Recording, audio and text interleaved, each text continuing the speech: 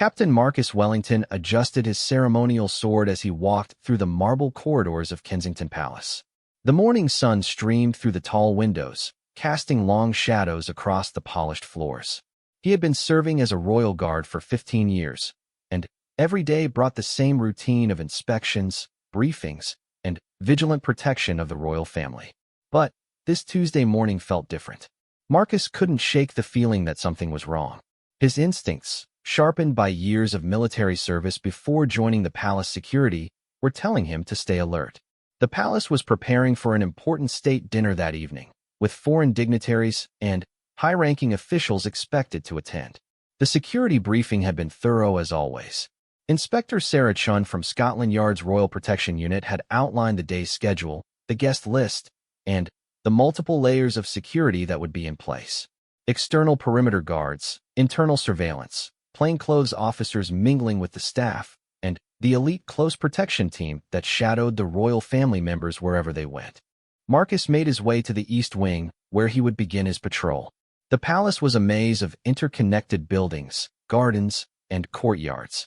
Every guard knew their assigned routes by heart, but Marcus always took time to observe details that others might miss. A window left slightly ajar, a maintenance door that should have been locked, footprints in areas where no one should have walked. As he rounded the corner near the library, Marcus noticed something that made him pause. The carpet runner in the hallway was slightly displaced, as if someone had hurried through and caught their foot on the edge. It was a small detail, but in a palace where everything was meticulously maintained, small details mattered.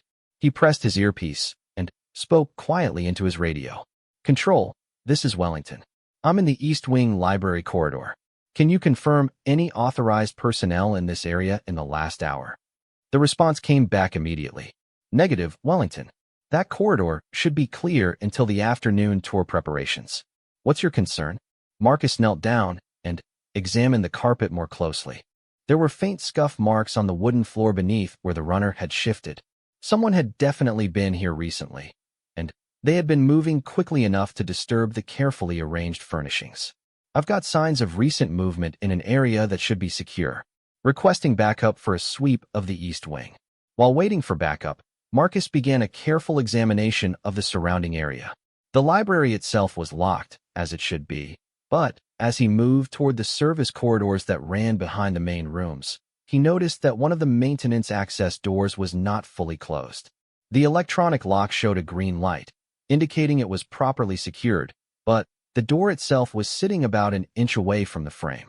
His training kicked in immediately. Marcus drew his radio again, this time switching to the emergency channel that would alert the entire security team. "Control, this is Wellington. I have a potential security breach in the East Wing. Maintenance access door 7 Alpha appears to have been compromised. I'm going to investigate, but I need immediate backup and a lockdown of this section." The response was swift and professional. "Understood, Wellington. Backup is en route. Do not enter the maintenance area alone. We're initiating a partial lockdown of the East Wing now." But Marcus knew that waiting might not be an option. If someone had gained unauthorized access to the maintenance corridors, they could potentially reach any part of the palace through the service tunnels. The royal family was scheduled to be in the West Wing for their morning activities, but if an intruder was moving through the hidden passages of the palace, nowhere would be truly safe. He carefully approached the compromised door, drawing his sidearm while staying low and using the wall for cover. Through the gap, he could hear something that made his blood run cold. Footsteps, moving slowly and deliberately through the maintenance corridor. Someone was definitely in there, and they were trying to move quietly. Marcus pressed himself against the wall next to the door and listened carefully. The footsteps paused, then continued, but now they seemed to be moving toward the main palace rather than away from it. Whoever was in there wasn't trying to escape. They were heading deeper into the building. The backup team arrived just as Marcus was trying to determine the best way to intercept the intruder.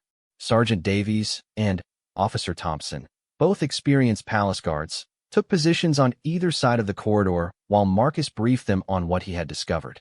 "We've got someone moving through the maintenance tunnels," Marcus whispered. "They're heading toward the central palace. We need to cut them off before they reach any areas where the royal family might be." Sergeant Davies consulted the building plans on his tablet. The maintenance corridor connects to the main service tunnel about 50 meters from here. If they reach that junction, they'll have access to virtually every part of the palace. The three guards worked quickly to coordinate their response. Davies would circle around to the service tunnel junction to cut off any escape route. Thompson would monitor the main corridors to ensure no one emerged into the public areas of the palace.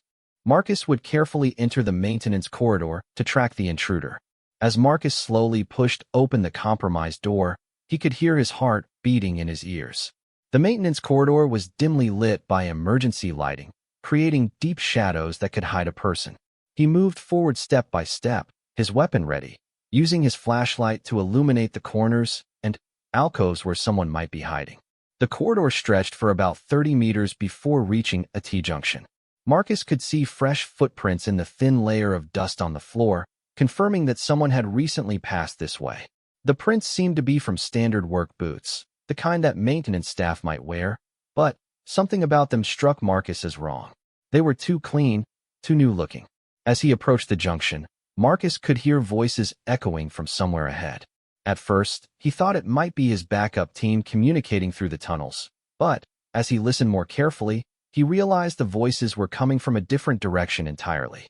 Someone was talking quietly, and they were speaking in what sounded like a foreign language. Marcus immediately radioed his team. "Control, I've got multiple suspects in the maintenance system.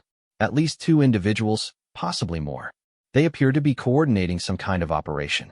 I need additional backup, and I recommend we elevate this to a full security alert." The response came back with new urgency. "Wellington, we're declaring a code red security situation. The royal family is being moved to the secure wing immediately. Counterterrorism units are being deployed to support the palace guards. Continue tracking, but do not engage until you have overwhelming support." But even as Marcus acknowledged the order, he knew that waiting for additional support might not be possible. The voices were getting closer, and from their tone and the rapid exchange of words, it sounded like the intruders were preparing to move to the next phase of whatever they had planned. Marcus reached the T-junction and carefully peered around the corner. In the dim light about 20 meters away, he could see 2 figures dressed in maintenance uniforms. They had equipment bags with them and appeared to be consulting some kind of map or building plan. One of them was holding what looked like an electronic device, possibly a scanner or communication equipment. The sight confirmed Marcus's worst fears. This wasn't a random break-in or a simple trespassing incident.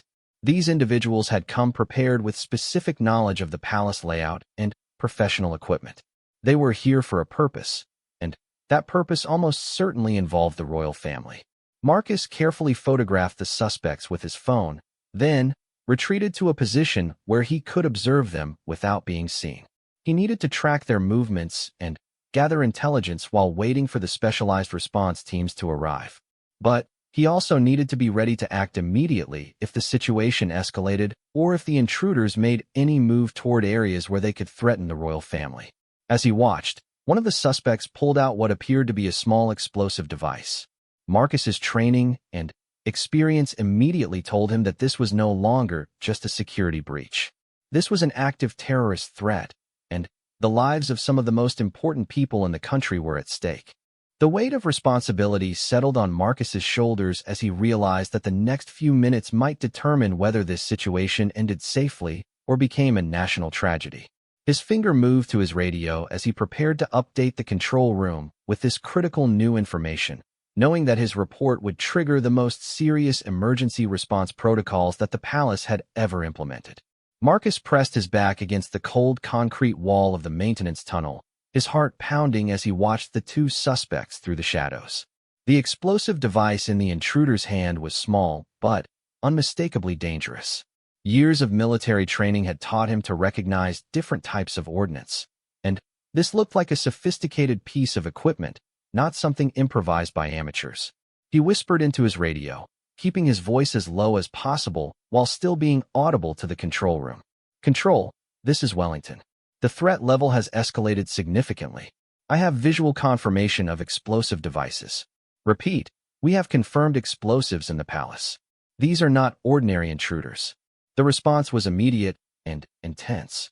"Wellington, maintain visual contact, but do not engage." Elite tactical units are deploying now. The entire palace is being evacuated except for essential security personnel. Keep them in sight and report any movement. Through his earpiece, Marcus could hear the controlled chaos of a major security operation unfolding. Code words and location updates flew back and forth as guards throughout the palace moved to secure the royal family and clear the building of staff and visitors. The state dinner that was planned for that evening would obviously be canceled, but that was the least of everyone's concerns now. The two suspects seemed unaware that they had been discovered. They continued their quiet conversation in what Marcus now recognized as Eastern European accents, though he couldn't identify the specific language. One of them consulted a small tablet, while the other assembled what appeared to be a second explosive device from components in their equipment bag. Marcus counted at least 4 small explosive packages, each about the size of a smartphone, but clearly designed for maximum damage. His military experience told him that devices like these were typically used for structural damage rather than anti-personnel effects. These intruders weren't planning to harm people directly. They were planning to destroy something specific within the palace. As he watched, one of the suspects pointed to something on their tablet screen and then gestured toward a section of the tunnel wall. Marcus followed their gaze and realized they were looking at what appeared to be building schematics. They knew exactly where they were going, and they had detailed knowledge of the palace's internal structure. The first suspect moved to a junction box mounted on the tunnel wall and began working on it with specialized tools. Within minutes, he had opened the box and was examining the electrical systems inside. The second suspect positioned one of the explosive devices near what Marcus recognized as a main power junction for the East Wing. The pieces of the puzzle began falling into place in Marcus's mind. These weren't terrorists planning to harm the royal family directly. They were saboteurs attempting to cause a major electrical failure that would disable the palace's security systems. With the power grid compromised, the sophisticated surveillance cameras, electronic locks, and communication systems that protected the royal family would be useless. But why disable the security systems unless they were planning a larger operation? Marcus realized that these two individuals were likely just the advance team for something much bigger. Somewhere else, other members of their organization were probably waiting for the signal that the palace's defenses had been compromised. He immediately radioed this assessment to the control room. "Control, Wellington here. I believe these suspects are attempting to sabotage the electrical grid. This appears to be a coordinated operation with multiple phases. We need to assume there are additional threats that we haven't identified yet."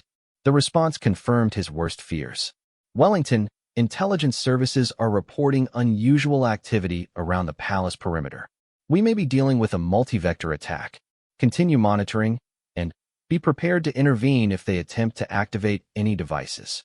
Marcus watched as the first suspect finished his work on the electrical system and signaled to his partner. They were clearly preparing to move to the next phase of their operation.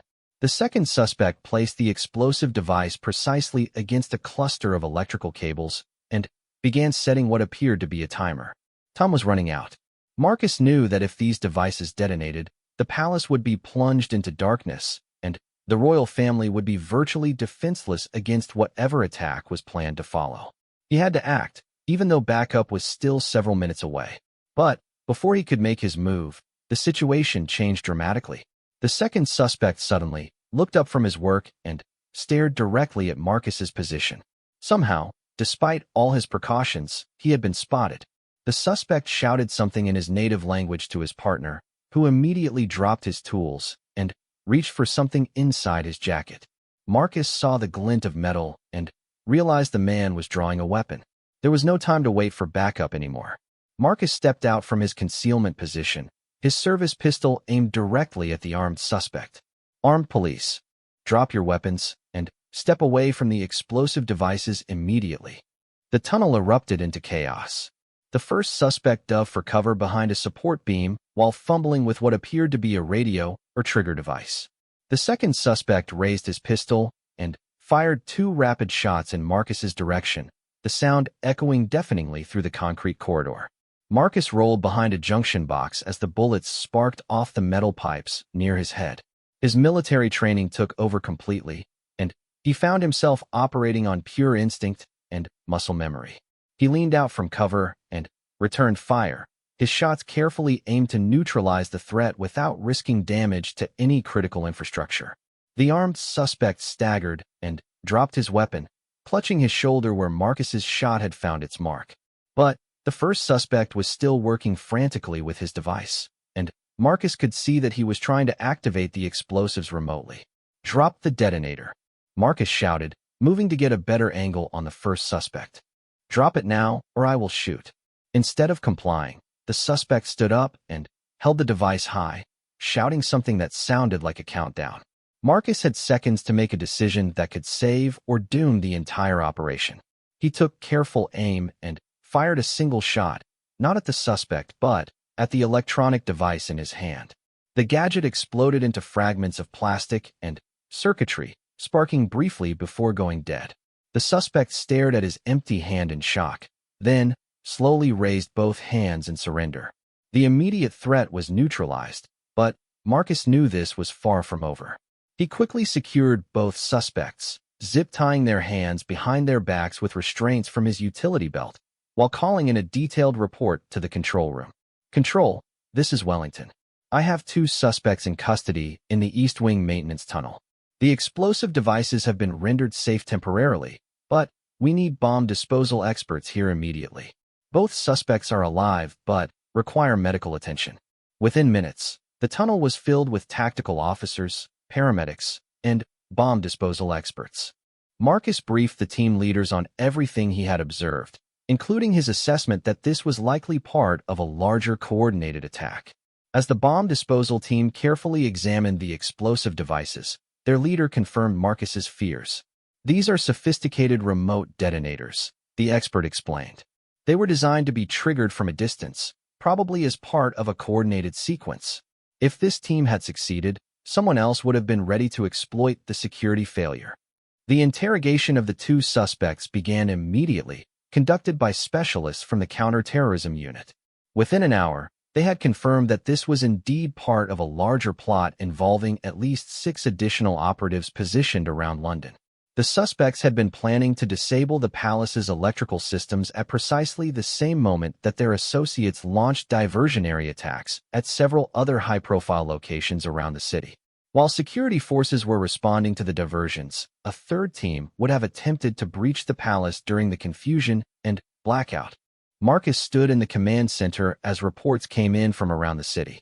Based on the intelligence gathered from the captured suspects, police and security forces were able to identify and arrest the other members of the terrorist cell before they could launch their attacks. The plot had been completely dismantled, and the royal family was safe. Inspector Chen approached Marcus as he was completing his incident report. "Captain Wellington, your quick thinking and decisive action today prevented what could have been a catastrophic security failure. The intelligence services believe this was one of the most sophisticated plots against the royal family that we've ever encountered." Marcus nodded, still processing everything that had happened. "I just did my job, Inspector. The real credit goes to everyone who responded so quickly once we knew what we were dealing with." But even as he said it, Marcus knew that luck had played a crucial role. If he hadn't noticed the displaced carpet runner, if he hadn't investigated the maintenance door, if he hadn't been in exactly the right position to observe the suspects preparing their devices, the outcome could have been very different. The investigation that followed would reveal the full scope of the international conspiracy that had been planning the attack for months.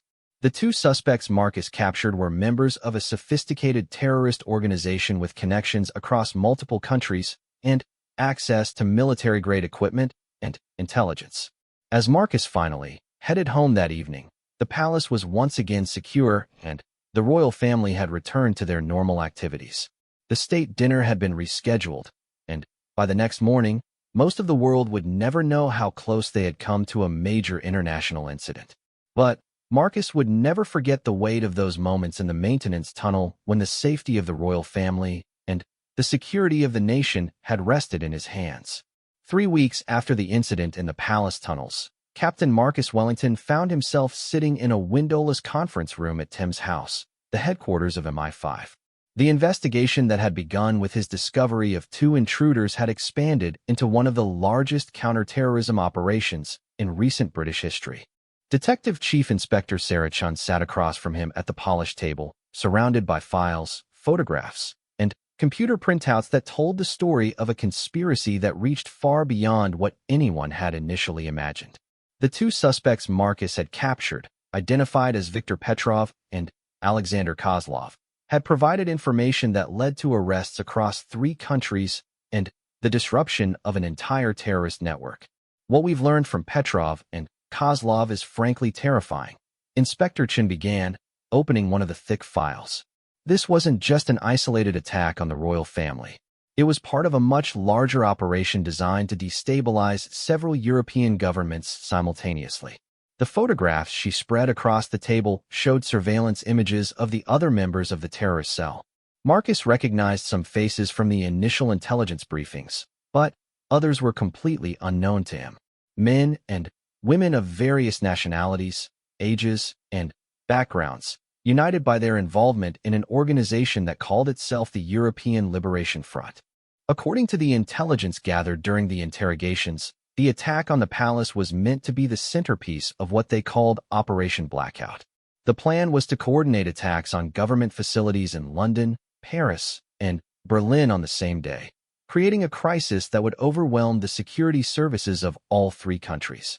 The sophistication of their planning is remarkable, Chen continued, pointing to a detailed timeline that showed how the various elements of the plot were supposed to unfold. They had inside information about security protocols, building layouts, and even the personal schedules of their targets. Someone with high-level access was feeding them information. This revelation had been the most shocking aspect of the investigation. The terrorist organization hadn't just recruited operatives to carry out attacks. They had also managed to place at least one source within the British security establishment, providing them with classified information that made their operations far more dangerous. Marcus studied the organizational chart that showed how the different terrorist cells were connected. At the top was a figure known only as the Architect, whose real identity remained unknown despite weeks of intensive investigation. Below him were regional commanders who oversaw operations in different countries, and below them were the operational teams like the one Marcus had confronted. "Have we identified the source of the leaked information?" Marcus asked, though he suspected he already knew the answer from Chen's expression. "We have our suspicions, but no proof yet," she replied. "The investigation is ongoing, and it's being handled at the highest levels of government. What I can tell you is that we believe the source may have been someone with access to royal protection protocols." The implications of this were staggering. Someone trusted with the safety of the royal family had been secretly working with terrorists, providing them with the exact information they needed to plan their attack. It explained how Petrov and Kozlov had been able to navigate the palace's security systems so effectively, and why they had known exactly where to place their explosive devices. Chen showed Marcus a series of encrypted messages that had been recovered from the suspect's electronic devices. The messages detailed not only the palace operation but also plans for similar attacks on the Élysée Palace in Paris and the Chancellery in Berlin. The scope of the conspiracy was truly international. The French and German security services have been able to arrest most of their targets, Chen explained. But we're still looking for the Architect and at least 3 other high-level operatives who seem to have vanished completely. Marcus examined the photographs of the missing suspects. They looked like ordinary people, the kind of individuals who could blend into any crowd and pass unnoticed through airport security or border checkpoints. But each of them was trained in weapons, explosives, and surveillance techniques that made them extremely dangerous.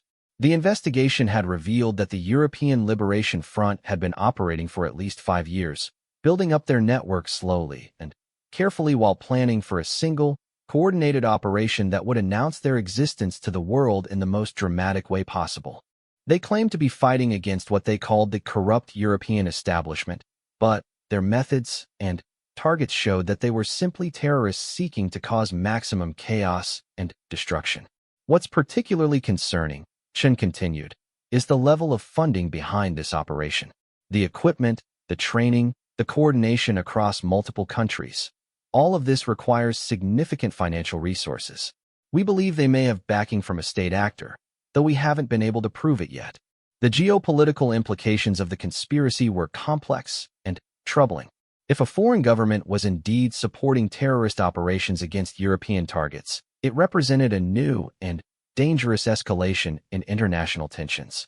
The intelligence services of several countries were working together to trace the money and identify the ultimate source of the funding. Marcus looked through surveillance footage that showed some of the suspects conducting reconnaissance operations months before the planned attacks.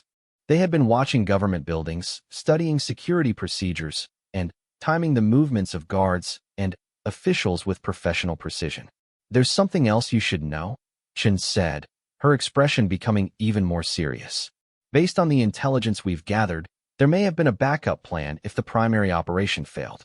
We think there are still members of the organization at large who might attempt some kind of revenge attack." This news didn't surprise Marcus, but it was still unsettling. The investigation had been thorough, but terrorist organizations were designed to operate in independent cells that could continue functioning even if other parts of the network were compromised. The fact that the architect remained at large meant that the threat wasn't completely eliminated. The security protocols around the royal family had been completely overhauled in response to the investigation's findings. New procedures were in place for vetting personnel, monitoring communications, and detecting surveillance activities. The palace's physical security had also been upgraded with additional sensors, cameras, and access controls. "Your role in uncovering this conspiracy cannot be overstated," Chen told Marcus. "If you hadn't been paying attention to those small details and following your instincts, this operation might have succeeded. The consequences would have been catastrophic, not just for the royal family, but for the stability of the entire region." Marcus nodded, but he felt no satisfaction in the praise. He was a professional doing his job, and he knew that luck had played as much of a role as skill in the successful outcome. If the timing had been slightly different, if the terrorists had been more careful about covering their tracks, if any number of small factors had been different, the story might have ended very differently. The briefing continued with details about the ongoing investigation and the measures being taken to prevent similar attacks in the future. Intelligence sharing between European countries had been enhanced, and new technologies were being deployed to detect and track terrorist activities more effectively. But Marcus also learned that the threat environment was evolving rapidly. The European Liberation Front was just one of several organizations that were adapting their tactics to exploit weaknesses in traditional security approaches. The attack on the palace had been prevented, but it was also a warning about the kinds of sophisticated threats that security professionals would be facing in the future. As the meeting concluded, Chen handed Marcus a new assignment. He was being transferred to a joint task force that would work with international partners to track down the remaining members of the terrorist network and prevent any attempt at retaliation. "This isn't over," she warned him. "The people we're dealing with don't give up easily, and they have the resources and determination to try again. We need our best people working on this, and after what happened at the palace, that definitely includes you." Marcus accepted the assignment knowing that it would mean months or possibly years of dangerous work tracking some of the most skilled and ruthless terrorists in Europe. But he also knew that it was necessary work, the kind of unglamorous but essential effort that kept ordinary people safe from threats they would never even know existed. As he left Tim's house that afternoon, Marcus reflected on how much his life had changed since that morning when he noticed a displaced carpet runner in a palace corridor. What had started as routine security work had evolved into a career-defining investigation that was still ongoing. The terrorist network was far from defeated, and the architect remained a shadowy figure orchestrating operations from somewhere in the shadows of Europe's underworld. The next phase of the investigation would take Marcus into that dangerous world, where the stakes were just as high, but the rules of engagement were very different from those that governed palace security. But for now, the royal family was safe, and the immediate threat had been neutralized. That would have to be enough until they could finish the job and bring the entire conspiracy to justice. 6 months after the palace incident, Marcus Wellington stood on a rain-soaked rooftop in Prague, watching a nondescript apartment building through high-powered binoculars. The Joint Task Force had tracked the remaining members of the European Liberation Front across half a dozen countries, following a trail of encrypted communications, financial transactions, and human intelligence that had finally led them here. The man they were hunting was known only as the architect, the mysterious leader whose identity had eluded investigators since the beginning of the operation. But 3 days ago, Czech intelligence had intercepted a communication that suggested he was hiding in this building, planning what appeared to be one final, desperate attempt to salvage his organization's mission. Detective Inspector Chen's voice crackled through Marcus's earpiece. Eagle 1, this is Control. We have confirmation that the target is in the building.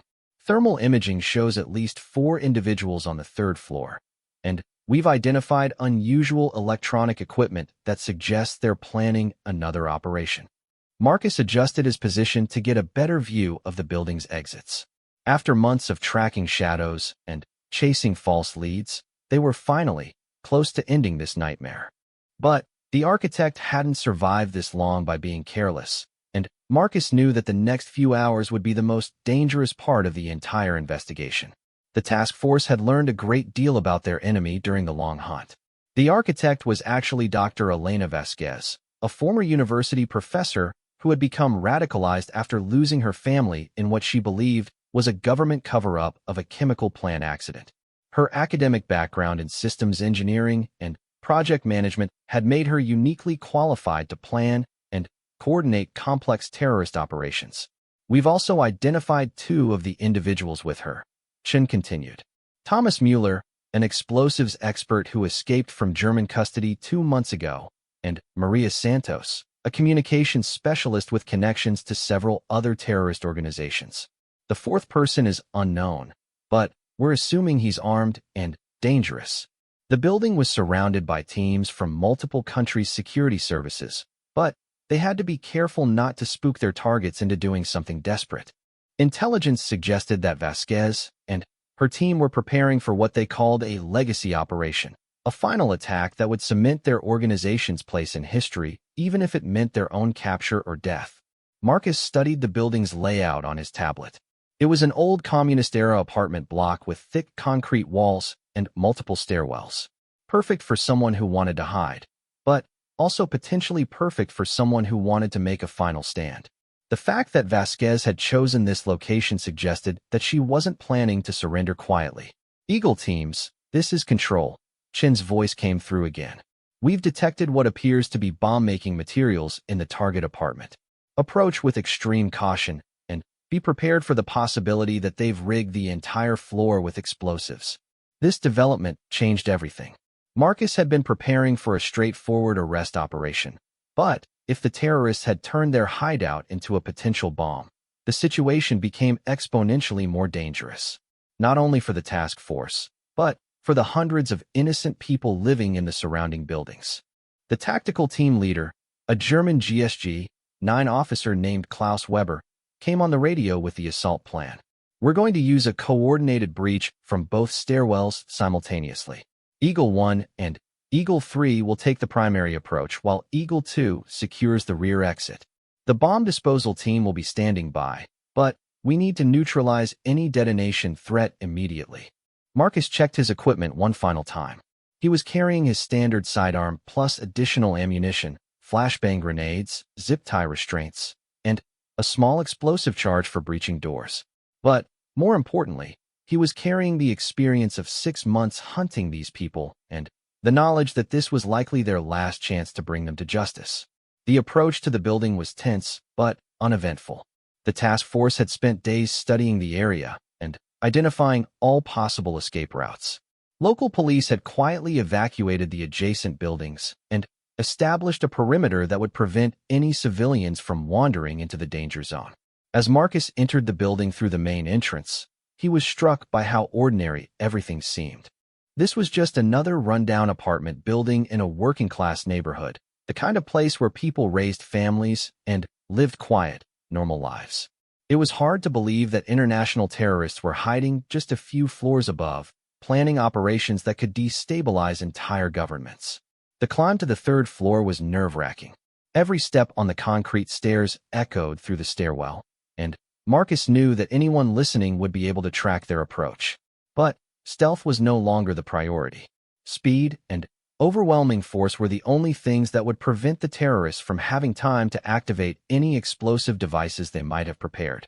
Weber's voice whispered through the radio. Eagle teams in position. We breach on my mark in 10 seconds. Marcus positioned himself next to the door of apartment 3A, which intelligence had identified as the target location. Through the thin walls, he could hear voices speaking in English with various accents, confirmation that they had found their targets. Mark, mark, mark, Weber commanded. The coordinated breach was swift and violent. Marcus's team blew the front door, while the rear team simultaneously entered through a window they had accessed from the fire escape. Flashbang grenades filled the apartment with blinding light and deafening noise, designed to disorient the occupants and prevent them from mounting any organized resistance.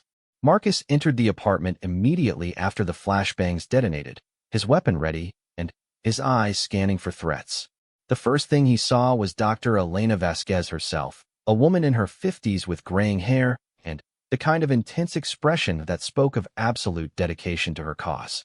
She was standing next to a table covered with electronic equipment and what appeared to be several small explosive devices. In her hand was a dead man's switch, a device designed to detonate explosives if she released her grip on it. "Nobody move," she shouted in accented English. "I have enough explosives in this building to bring down the entire block. If you don't withdraw immediately, I'll kill everyone within 100 meters." The situation had just become a hostage crisis with hundreds of potential victims. Marcus could see the other members of her team in the apartment, all armed and all looking ready to fight to the death. But his attention was focused on the dead man's switch in Vasquez's hand and the blinking lights on the electronic devices scattered around the room.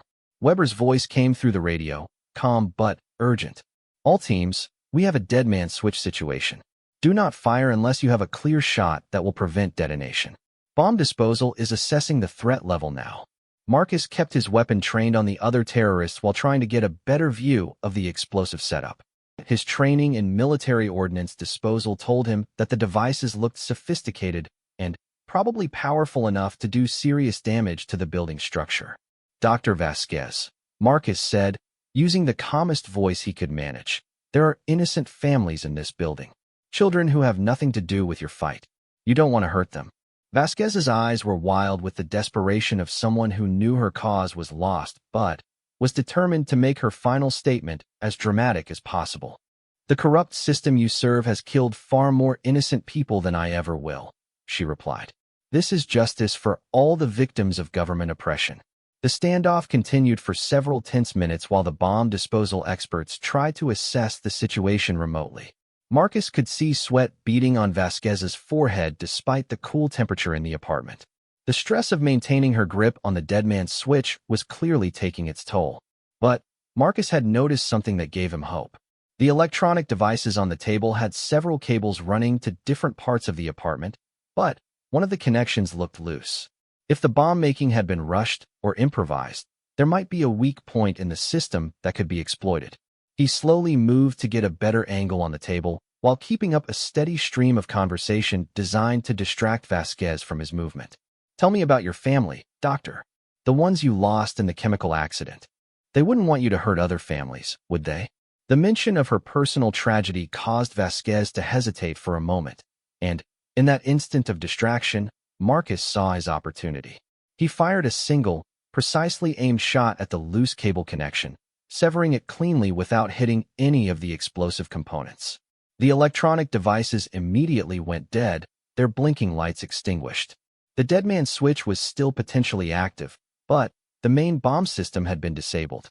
Weber and the other team members moved immediately to secure the remaining terrorists while Marcus kept his weapon trained on Vasquez. "Drop the switch, Doctor," Marcus commanded. "It's over. Your bombs are disabled, your network is destroyed, and your cause is finished. Don't throw away your life for nothing." For a moment, it looked like Vasquez might still activate whatever explosive was connected to her dead man's switch. But then, her shoulders sagged in defeat, and she slowly placed the device on the table before raising her hands in surrender. The arrest of Dr. Elena Vasquez marked the end of the European Liberation Front as an active terrorist organization. The intelligence gathered from her apartment led to the capture of the remaining members of her network and the disruption of several other plots that were still in the planning stages. In the months that followed, Marcus would learn that his quick thinking in disabling the bomb system had prevented a catastrophe that could have killed dozens of innocent people and potentially triggered copycat attacks across Europe. The dead man's switch had indeed been connected to a smaller explosive device, but without the main bomb system, it would have caused minimal damage. The investigation revealed that Vasquez's organization had been planning a series of attacks designed to coincide with an important European Union summit. If they had succeeded in their original palace operation, the follow-up attacks would have created a crisis that could have destabilized the entire European political system. Marcus returned to his duties with the Royal Protection Service, but his experience hunting international terrorists had changed him. He had seen how quickly ordinary people could be turned into weapons of destruction, and how much damage a small group of dedicated extremists could cause if they were willing to sacrifice everything for their cause. The palace was now safer than it had ever been, protected by security systems that incorporated all the lessons learned from the terrorist investigation. But Marcus knew that the threat would never completely disappear. There would always be other extremists, other plots, other moments when the safety of innocent people would depend on the vigilance and quick thinking of those sworn to protect them. As he walked through the familiar corridors of the palace, Marcus reflected on how a simple observation about a displaced carpet had led to one of the most significant counterterrorism operations in European history. It was a reminder that in security work, there was no such thing as an unimportant detail and no such thing as a routine day. The royal family continued their duties, largely unaware of how close they had come to disaster and how many people had worked tirelessly to keep them safe. For Marcus, that was exactly how it should be. The best security was invisible, and the greatest successes were the disasters that never happened because someone was paying attention to the small things that others might miss.